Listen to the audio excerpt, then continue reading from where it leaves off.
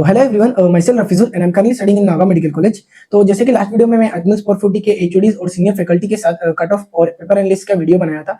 तो इस वीडियो में मैं आपको डॉक्यूमेंट्स क्या-क्या चाहिए काउंसलिंग के वक्त इसके बारे में बताऊंगा। तो जैसे कि आप स्क्रीन पे देख सकते हो कि इस वीडियो में मैं क्या-क्या डॉक्यूमेंट चाहिए काउंसलिंग के टाइम पे ये बताऊंगा और इसका हर एक डॉक्यूमेंट जैसे ईडब्ल्यूएस, ओबीसी, एससी, एसटी इन डॉक्यूमेंट का मैं सैंपल दिखाऊंगा आपको कि कैसे डॉक्यूमेंट होना चाहिए है। और न्यू काउंसलिंग रूल मतलब लास्ट अक्टूबर में कैबिनेट ने एक रूल पास किया था कि एमबीबीएस और बीडीएस रिलेटेड, वो रूल्स मैं आपको बताऊंगा। और पेड काउंसलिंग, तो हम लोग का जो पेड काउंसलिंग है उसके बारे में बताऊंगा कि पेड काउंसलिंग में कैसे क्या करेंगे, क्या है उसके बारे में डिटेल दूंगा आपको। और न्यू मेडिकल कॉलेज अपडेट, एक मेडिकल कॉलेज खुलने वाला उसका अपडेट मेरे पास आया है, तो ये मैं आपके साथ शेयर करूंगा और इसका थोड़ा सा एक प्रूफ दिखाऊंगा आपको। तो चलिए स्टार्ट करते हैं। आपको क्या क्या डॉक्यूमेंट चाहिए। तो सबसे पहले आपका नीट एडमिट कार्ड चाहिए। आपको एडमिट कार्ड डिलीट नहीं करना है, आपको एडमिट कार्ड ध्यान से रखना है। एडमिट कार्ड आपको काउंसलिंग के वक्त लगेगा। और आपको एक ओरिजिनल फोटो आईडी चाहिए, जैसे कि Aadhaar card, driving licence, PAN card, passport. तो ये सब आप रेडी रखना कि आधार कार्ड, सबके पास तो आधार कार्ड होता है तो आधार कार्ड रेडी रख लेना। और एचएलसी एडमिट कार्ड, आपको एचएलसी एडमिट कार्ड चाहिए। नीट का स्कोर कार्ड चाहिए। अभी तक तो रिजल्ट डिक्लेयर नहीं हुआ, आपको रिजल्ट डिक्लेयर होने के बाद आपको स्कोर कार्ड संभाल के रखना है। और क्लास 10 का मार्कशीट चाहिए आपको। और क्लास 10 का पास सर्टिफिकेट चाहिए। तो इसमें एक बात बता दूं, सीबीएसई वालों का कोई पास सर्टिफिकेट नहीं होता है, उनका जो मार्कशीट है वही पास सर्टिफिकेट होता है। तो आप लोग टेंशन मत लीजिए इस बारे में। और क्लास 12 का मार्कशीट चाहिए, क्लास 12 का मार्कशीट चाहिए, क्लास 12 का पास सर्टिफिकेट चाहिए। डिक्लेरेशन बाय पेरेंट गार्जियन चाहिए। कास्ट सर्टिफिकेट, जो भी डिफरेंट कास्ट के एससी एसटी इन लोगों का कास्ट सर्टिफिकेट चाहिए। और सबसे इंपॉर्टेंट आपको पीआरसी चाहिए। तो जिन लोगों ने अभी तक पीआरसी अप्लाई नहीं किया है तो आप लोग पीआरसी अप्लाई कर लो, क्योंकि पीआरसी मास्टर पीआरसी नहीं होने से आपको स्टेट कोटा से काउंसलिंग करने का वो मौका नहीं मिलेगा। तो सबमिशन ऑफ पीआरसी रजिस्ट्रेशन, मतलब रजिस्ट्रेशन का टाइम में पीआरसी सबमिशन मैंडेटरी है, तो आप लोग पीआरसी बना लीजिए। और जो एनेक्सर का बात किया था मैंने, ये एनेक्सर, ये जो 10 एनेक्सर है, ये 10 एनेक्सर चाहिए। तो अभी मैं आपको एनेक्सर का क्या एनेक्सर का बढ़ना है क्या नहीं वो मैं आपको बताऊंगा। तो चलिए ये देखो, डिक्लेरेशन बाय पेरेंट गार्जियन, तो ये आप लोगों को चाहिए डिक्लेरेशन बाय पेरेंट गार्जियन। तो इसमें जो गेजेटेड ऑफिसर है इसका इनका साइन चाहिए होगा, डिजिग्नेशन चाहिए होगा और सील चाहिए होगा। हाँ, ये ध्यान से कर लेना। और इसमें इधर पे आपका पेरेंट्स का साइन चाहिए होगा। फिर आपको एनेक्सर 1 में आपको परमानेंट रेसिडेंसी मतलब प्रूफ करना है। तो इसके लिए अगर स्टूडेंट का होता है, स्टूडेंट का मतलब 20 ईयर्स हो गया तो स्टूडेंट का बना लेना, या फिर आप अपना मम्मी या पापा का बना सकते हैं, कोई प्रॉब्लम नहीं है। और इसमें आपको मतलब ये जो ऑथोराइज्ड ऑफिशियल है इनका साइन चाहिए।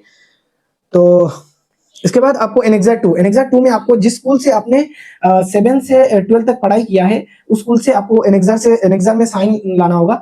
और मतलब कोई स्टूडेंट 7 से 8 या फिर 9 या फिर 9 और 10 मतलब डिफरेंट स्कूल में पढ़ते हैं, तो आपको डिफरेंट स्कूल, जिस भी स्कूल में आपने पढ़ा है उसी स्कूल से आपको एनेक्सर लाना होगा। ऐसा हो सकता है कि ये जो सेकंड एनेक्सर है ये 3 भी आपके पास हो सकता है, क्योंकि आपने 7 से 12 तक अगर 3 स्कूल चेंज किया तो आपके पास 3 एनेक्सर होगा। तो इसके लिए टेंशन नहीं लेना है कि एक में होना चाहिए या 2 में होना चाहिए। जितना स्कूल आपने चेंज किया उसके हिसाब से आपको एनेक्सर लाना है। मतलब जितने 7 से 12 तक जिस स्कूल में पढ़ा है उस स्कूल से आपको एनेक्सर लाना पड़ेगा। और ये जो थर्ड है ये ओबीसी के लिए है, ओबीसी और एमओबीसी के लिए, ये नॉन क्रीमी लेयर के लिए। हाँ, तो ये आपको ध्यान रखना, नॉन क्रीमी लेयर के लिए है। और इसका जो डेट है ये इस ईयर का होना चाहिए, 2026-27 का होना चाहिए। और इसमें आपको मतलब कहाँ से साइन ला सकते हो, ये इधर पे इंस्ट्रक्शन दिया हुआ है, ये अच्छे से पढ़ लेना। इसी से आप इन्हीं अथॉरिटी से आपको साइन लेना होगा। और जो एनेक्सर 4 है ये कास्ट के लिए है, कास्ट सर्टिफिकेट है एससी कैटेगरी के लिए। तो ये भी आपको ध्यान में रखना है। और इधर पे जो पर्सन है, और इसका मैं आपको सैंपल दिखाऊंगा अभी, तो सैंपल में आपको पता चल गया कि आपको कैसे करना है। और एसटी प्लेन और एसटी हिल्स के लिए सेम ऐसे ही आपको मतलब अथॉरिटी से साइन लाना होगा ये डॉक्यूमेंट। और अगर ये डॉक्यूमेंट आपको चाहिए तो मैं लास्ट में बताऊंगा, आपको एक नंबर पे मैसेज करना है तो मैं आपको ये डॉक्यूमेंट आपको दे दूंगा। और मतलब टीजीएल कम्युनिटी के लिए भी ऐसे ही सेम है। और इधर पे चार कोटा के लिए सेम ही है, ऐसे ही साइन लाना है। आपको ऑथोराइज्ड अथॉरिटी से साइन लाना होगा। और ये है एक्स सर्विसमैन डिफेंस, इनके लिए भी सेम ही है। और ये है एक्सट्रीमिस्ट वायलेंस ऑफ असम, इनके लिए भी सेम ही है, सेम ही आपको साइन लाना है। ये सर्टिफिकेट है मार्टियर्स को जो असम मूवमेंट में शहीद हुए हैं, तो उनका सन, डॉटर्स, ब्रदर, उनको मतलब कोटा मिलेगा। तो इसके लिए आपको सेम अथॉरिटी से, मतलब जो भी अथॉरिटी इधर दिया हुआ है उनसे आपको साइन लाना पड़ेगा।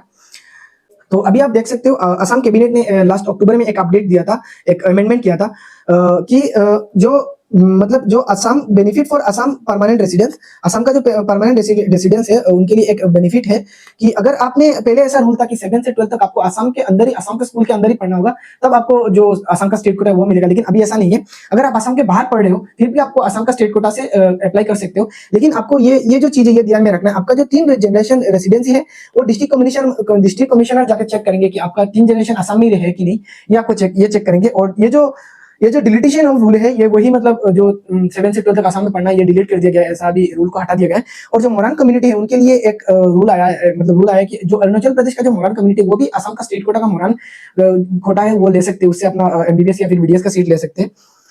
तो अभी देखो मैं हर एक डॉक्यूमेंट का सैंपल दिखाता हूँ आपको कि कैसे डॉक्यूमेंट होना चाहिए। देखो ईडब्ल्यू सर्टिफिकेट, तो ईडब्ल्यू सर्टिफिकेट का मैं एक चीज बता दूं, आपका जो ईडब्ल्यू सर्टिफिकेट है हाँ वो आपका 26-27 का होना चाहिए, ये ध्यान में रखना है आपको। और बाकी तो ईडब्ल्यू सर्टिफिकेट का आपको अथॉरिटी का साइन चाहिए, सर्कल ऑफिसर का साइन चाहिए। और ओबीसी सर्टिफिकेट देखो आप स्क्रीन पे देख सकते हो ऐसा ही होना चाहिए, जो गवर्नमेंट ऑफ असम का होना चाहिए। और बाकी आपका सेम इसी टाइप से होना चाहिए आपका। तो अभी आप एससी सर्टिफिकेट का सैंपल देख सकते हो, इधर पे आपका फोटो होगा, इधर पे एक स्कैनर होगा, और बाकी तो आप डिटेल देख सकते हो, आपको स्क्रीन में दिखाई देगा। आपको एससी सर्टिफिकेट ऐसा होना चाहिए। और एसटी सर्टिफिकेट आपको जो एसटी प्लेन है, एसटी प्लेन का सर्टिफिकेट ऐसा होना चाहिए। और एसटी हिल्स का भी सेम होना चाहिए, सेम ऐसे ही होगा लेकिन उसमें एसटी हिल्स लिखा होगा। हाँ तो एसटी इसमें आपको फोटो होगा, इधर पे स्कैनर होगा। और जो तो आपको ये ध्यान में रखना है। तो अभी हम हमारा जो पेड काउंसलिंग है उसके बारे में बात करेंगे। तो यमीन अहमद एसएमसीएच में एमबीबीएस कर रहा है, और जावाज तौफीक एमबीबीएस एसएमसीएच से कर रहा है, और मैं नोवा मेडिकल कॉलेज से एमबीबीएस कर रहा हूँ। तो हम तीनों ने मिलके इस बार काउंसलिंग स्टार्ट किया है, पेड काउंसलिंग। तो अगर आपको चाहिए पेड काउंसलिंग कराएं तो इसी नंबर पे, इस 2 नंबर पे आप टेक्स्ट कर सकते हैं या फिर कॉल भी कर सकते हैं। और देखो ये जो काउंसलिंग है हाँ इसके बारे में कुछ बताऊंगा आपको जी कि हम लोग का प्लान कैसा है। तो हम लोग कोर प्लान में रजिस्ट्रेशन गाइडेंस देते हैं, डॉक्यूमेंट वेरिफिकेशन, मतलब आपको कॉल करके मतलब कुछ भी आपको इन्फॉर्मेशन लेना है, या फिर आपका जो रजिस्ट्रेशन के टाइम पे आपको रजिस्ट्रेशन कैसे करना है, चॉइस फिलिंग कैसे करना है, आपको कॉलेज में क्या क्या डॉक्यूमेंट लेके जाना है, क्या चाहिए, फीस स्ट्रक्चर कैसा है कॉलेज का, वो सब A to Z हम लोग कोर प्लान में देंगे। और प्रो प्लान मतलब हम लोग का बेस्ट सेलिंग प्लान है, उसमें हम लोग लाइक कोर प्लान का तो सब कुछ देंगे आपको, रजिस्ट्रेशन में हेल्प करेंगे, और उसमें हम लोग सब कुछ खुद करके देंगे, जैसे कि डॉक्यूमेंट अपलोड, रजिस्ट्रेशन, फिर आप लोगों का हो गया चॉइस फिलिंग, फिर सब कुछ मतलब A to Z pro plan में हम लोग करके देंगे। और आपको गाइड करेंगे कि डॉक्यूमेंट का साइन कैसे लाना है, जैसे ईडब्ल्यूएस एससी एसटी डॉक्यूमेंट कैसे निकालना है, ये भी आपको बता के देंगे। और इसमें आपको मिलेगा कंप्लीट असम काउंसलिंग मिलेगा, A to Z counselling process मिलेगा। चॉइस फिलिंग बेस्ड ऑन, मतलब चॉइस फिलिंग हम लोग ही करके देंगे, आप लोग मतलब आप लोग को जो प्रेफरेंस है वो हम लोग पूछेंगे, उसके हिसाब से हम लोग अपना जो चॉइस फिलिंग है वो सेट करके देंगे। 1-to-1 कॉल सपोर्ट, आपको 1-to-1 कॉल सपोर्ट मिल जाएगा इसमें। और कॉलेज एडमिशन डे, मतलब इसमें एक बेस्ट फीचर ये है कि आपको कॉलेज एडमिशन डे सपोर्ट मिलेगा। हाँ मतलब कॉलेज के एडमिशन के डे के दिन हम लोग का असम का हर एक मेडिकल कॉलेज में हम लोग का स्टूडेंट रहेगा, उधर पे आपको अगर कोई भी हेल्प चाहिए तो आपको हेल्प कर देगा। हाँ प्रो प्लान है ऑल इंडिया काउंसलिंग के लिए, आप देख सकते हैं कि ऑल इंडिया काउंसलिंग अगर कोई कराना चाहते हैं तो हम लोग का प्रो क्लास प्लान है वो ले सकते हैं। और इसमें एक दो चीज आपको बता दूं, लाइक हम लोग जैसे कि आप मतलब 3 लोग हम लोग को सामने देख रहे हैं, लेकिन हम लोग के पीछे 20 से 25 लोगों का मेडिकल स्टूडेंट का टीम है। हाँ वो टीम पूरा हैंडल करते हैं ये जो काउंसलिंग प्रोसेस है, और ये हम लोगों ने 3-4 महीने प्लानिंग करके निकाला है। हाँ तो इसमें मतलब पूरा एकदम सिस्टमेटिक वे से हम लोग सब कुछ सेट किया है, तो इसमें आपको गलती का गुंजाइश नहीं है, आप लोग आराम से आके प्लान ले सकते हैं। और जैसे कि आप लोग प्राइस का बात करें तो देख लेना यूट्यूब में बहुत स्टूडेंट बहुत मतलब जो भी काउंसलिंग करा रहे हैं वो लोग बहुत ज्यादा प्राइस ले रहे हैं, तो हम लोग का जो प्राइस है वो उन लोग का हाफ से भी कम है। हाँ हाफ से भी कम है हम लोग का प्राइस। और ऐसा कि नहीं है कि प्राइस कम होने की वजह से हम लोग कम फैसिलिटी दे रहे हैं, हम लोग उनसे भी ज्यादा फैसिलिटी दे रहे हैं। हाँ हम लोग का आसाम में 25 जो 25 स्टूडेंट का टीम है वो हर एक मतलब मेडिकल कॉलेज में है, तो आप लोग देख लीजिएगा। अगर आप लोग प्राइस के बारे में जानना चाहते हैं तो मैसेज, मतलब हम लोग का जो व्हाट्सअप नंबर दिया हुआ है इसमें, ये नंबर या फिर इसमें कोई भी एक में मैसेज कर लीजिएगा, और या फिर इंस्टाग्राम में मैसेज कर लीजिएगा, या फिर टेलीग्राम में, मतलब किसी में भी आप लोग मैसेज कर लेना, ताकि मतलब आपको प्राइस के बारे में पता चल जाए।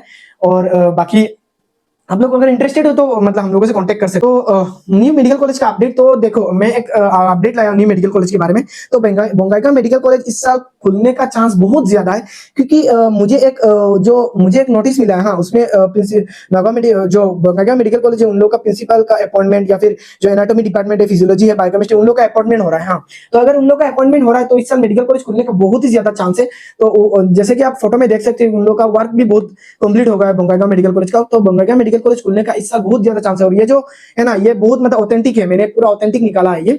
तो ये जो मतलब अपॉइंटमेंट हो रहा है ये श्योर है। तो अगर अपॉइंटमेंट हो रहा है तो मेडिकल कॉलेज इस साल खुलेगा। हाँ तो अभी आप लोग देख सकते हो कि मेरा इंस्टाग्राम है रफीजुल नीट, टेलीग्राम रफीजुल नीट, और फेसबुक है रफीजुल नीट, तो आप इन सब में फॉलो कर सकते हो।